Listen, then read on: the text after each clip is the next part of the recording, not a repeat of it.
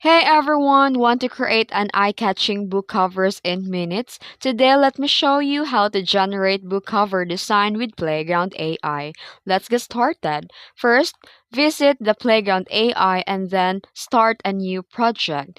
Click the Start New Design. Then here in the prompt box, describe your design. You need to be detailed and specific, like this example here. Create a book design cover of a fantasy book featuring a warrior woman standing on a cliff with glowing sword, dramatic lighting, and cinematic effect. You can also type your style or model that you want.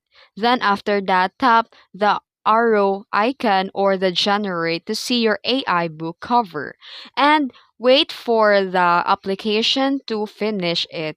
Then you can also make edits or enhance details, and it's optional.